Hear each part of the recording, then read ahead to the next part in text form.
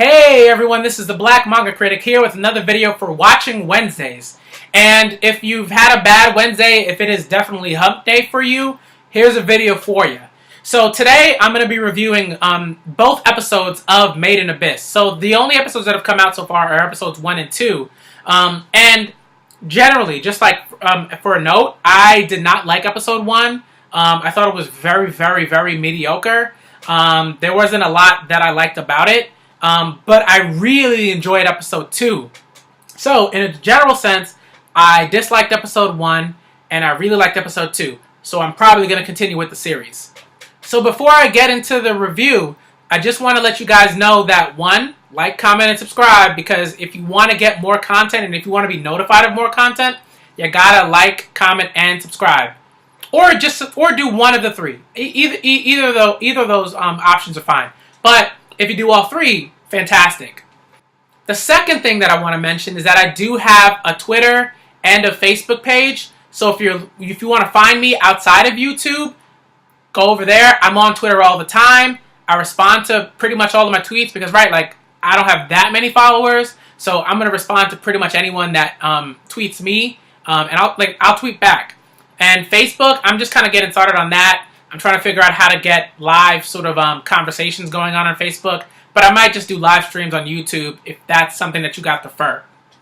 So episode 1 is relatively boring in my opinion. And again, this is just my opinion. Maybe you guys thought it was great and that's why you decided to watch episode 2. But I think that in terms of sort of the pacing of the story and just interesting things that happen, I wasn't grabbed, I wasn't pulled, I wasn't drawn in by, let's say, Rico, the main character. I wasn't pulled in by Reg, the robot boy, and I wasn't pulled in by any of the other characters, right? If I wasn't pulled in by those two, I'm not going to be pulled in at all. So, generally, in terms of sort of the pace of the story, right, we understand that Rico's going to, do a little excavation. She's going to go try to find some relics with her friend Nat. They get into a little bit of trouble. A creature attacks them. Reg saves them. And then we move into, the general sort of story of Rico trying to figure out what Reg is exactly. And sort of her interacting with her teacher, really, the leader. And the sort of orphanage headmaster. And all these other, and her other friends. But all of that is relatively boring. Right, there isn't a moment where I think, oh man, this is so exciting. Something incredible is about to happen after the monster attacks, or we see Reg's first appearance, or Rico turns on her flashlight. Right, there are moments like that where the animation really tries to sort of tell the story for us and tries to make us excited, but it doesn't work. Right, when she's turning on her flashlight and there's a really intense animation that's going into that, but who cares? She's just turning on the flashlight. You'd think that if she turned on the flashlight, a laser would come out of it. By the way, they try to animate that and spend a little bit of time on that, really. But nothing incredible happens out of that. So that's one of those moments where you see that and you're thinking okay, right? Another instance is when Reg shoots his laser beam. We don't know if he shot it on purpose or if someone else shot it. We are sure that Reg shot it, but just because his sort of laser beam hand, powers down, still doesn't necessarily mean that he was the one that shot the beam. He might have shot the beam at someone else, and someone else shot the beam to save Rico. So we're not sure what exactly happened, but we are sure that Reg isn't human necessarily in the strictest sense of the word. So we're supposed to be interested in that. We're supposed to be interested in finding out more about Reg, about where he came from, and stuff like that. But the problem with episode 1 is that it doesn't give us much.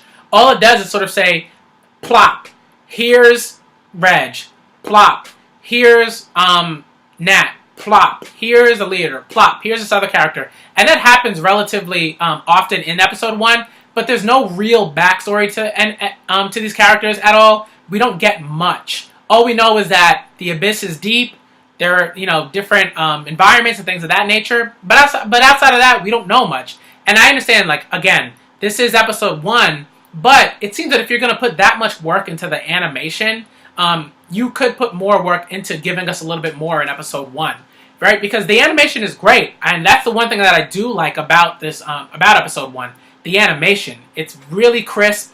Even though the flashlight is sort of like a dumb moment in terms of the animation because it doesn't really do anything for the story or narrative or anything like that, it's still top-notch animation.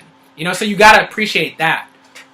But in terms of the story, in terms of the narrative, that's compressed into episode 1, it's just very bland. I mean, yeah, you're supposed to sort of care for Rico. One, because she's a she's a female lead, right? And that's always a great thing. One thing that I'm always preaching to friends and people that read just manga and comics and watch TV shows and anything like that is that you need women leads, right? Because there aren't a lot of them that, one, are, strong, tough, intelligent, right? And, are relatively straightforward and have good hearts and things like that, right? Like, we're always trying to see, like, it's always some woman who's in distress, some damsel who's in distress, and if the woman isn't in distress, then her life sucks and she has to fix her life because for whatever reason she screwed it up. Like, there's just a lot of, like, stuff that I dislike. Or she's a romantic and, she needs to find her true love and blah, blah, blah. And, like, we don't necessarily need any more narratives like that. We need narratives where we have characters like Rico who are strong, relatively independent in terms of, right, like traveling into the abyss and things of that nature, right? So I appreciate that in terms of episode 1, in terms of introducing me to Rico. So outside of Rico, I didn't necessarily like episode 1. I thought it was very bland. All of the rest of the characters are pretty bland. They're boring. And yeah, that's about it in terms of episode 1, at least that I want to talk about. Well, no, the music was very good as well. I love the intro. I love the way that it sort of, melded the intro and sort of like just showing us the world a bit, like at least like their town. I thought that was like beautifully done. Had a real like quality anime movie, sort of like not necessarily like Miyazaki because his animation style is pretty different, but I'm trying to think of another film. Like, if you ever watched Piano no Mori, there's like that's a really great manga. That's just that finished like a few years ago. Like the movie of that, like similar animation, top-notch animation, great stuff. So go check out Piano no Mori, just as an aside. But yeah, episode 2 really picks things up. It gives me pretty much everything that I'm sort of looking for in terms of giving me a reason why I want to continue watching an anime, right? So episode 2 is interesting because they introduce a character that is, heavily important to the storyline. They give her a connection to the protagonist that matters, right? Anytime you have a character who isn't in the picture, but is a relative, and is very important to the relative that is the protagonist, that's always a good way to get us hooked, right? Because now we want to know like why is this missing character so important to the narrative, important to the protagonist, important to Rico, right? Why is like Liza the Annihilator, right? This white whistle excavator. Why is she so important to this town? What are her abilities? What can she do? Why is she so lauded over? Right? Things like that are interesting. I like having questions like that because I will give some time to the anime until they answer that. You know what I mean?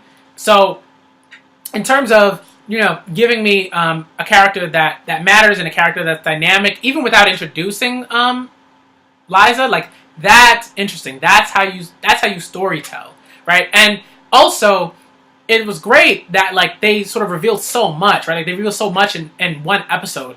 I think that there was a point where if they might have mentioned Liza in episode 1, I think I would have liked episode 1 a little bit more. But they seem to sort of save almost everything for episode 2 outside of Reg, right? But you had to introduce Reg because if you didn't introduce Reg, like almost no one would like give a crap about the narrative necessarily. You know what I mean? Like, yeah, you care about Robot Boy. And Rico's a cool enough protagonist, right? But she's not enough. So episode 2 is really great at introducing Liza. I can't remember the other character, but the black whistle guy who comes back from an excavation with her whistle. That's interesting because it gives you the question like, okay, like, is she dead? Is she alive? I mean, the guy doesn't seem to think that she's dead because he's like happy-go-lucky, and he's like, here, Rico, hold on to this whistle. But that's interesting. I think like it's interesting that like maybe like we have to think that maybe he's holding something back from Rico because he doesn't want to devastate her or anything like that. But this town doesn't seem to be particularly interested in holding things back, in coddling their inhabitants and things of that nature, right? Because like they're sending kids to excavate, into the abyss. And they're punishing some of these kids by like hanging them up naked. So I mean, one, this is a seinen, so there's gonna be some like intense shit already. But two, because it's a seinen, it sort of allows like that sort of story and narrative to sort of be told, and those sort of moments to happen, right? One, like for children to be able to deal with intense news, like a parent dying or something like that. So I appreciate that about episode 2. It gives us that bit of mystery.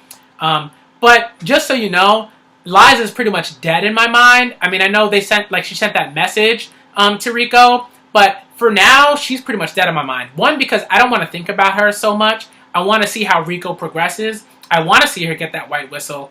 And I think it's going to be an interesting journey. Because they picked up the story, they picked up the narrative, they picked up the plot, and the animation is still crisp. So once you have all those things together, good shit. I'm here for it. Oh, and the last thing that I really, really loved about episode 2 was that was the comedic bit when Rico was talking with her friends and Reg about how she was not like dissecting Reg or anything like that, but she was like sort of treating him like a cadaver or whatever, like a dead body, like for an autopsy or whatever. It was just really funny. She was like, oh, it touched his penis, and it was like an actual penis, and I put something in his butthole, and like all that stuff was really funny. Like you would not see that. Now you wouldn't necessarily see that in a shonen, most likely. Like you might see like jokes that might allude to like talking about a penis or a butthole, something like that. But seinen is like, no, like we can make whatever the hell like jokes we want. We could do whatever we want. Like, and I love that. Like it was so funny because she was just like this was like really, really funny stuff. I really appreciated that, and I thought that added a good bit of humor to the episode. But I think that like it adds like to Rico's character in terms of character development. I like Rico so much more as a character in episode 2. In episode 1, I think she's okay, but episode 2 is really like she shines, and I love that. So and that bit really made her shine. So that's all I have to say about episodes 1 and 2. I mean, I could talk about the Curse of the Abyss and all of those other things that I think are particularly interesting, but this video would be too long, and I think I want to maybe talk about that in another video, and maybe have like a not a theory video, because I don't think there are a lot of like things that are theories. I think like I would just be like, okay, this is my prediction, or this is what I think, right? Like theory, like I'm not trying to create the Pythagorean theorem or anything like that, so just what I think about the Curse of the Abyss, the nature of it, how it was made, things like that. So that's the video for Watching Wednesday. Remember to like, comment, and subscribe if you want to hear about more content. And find me on Twitter, find me on Facebook, and this is the Black Manga Critic, and I'm out.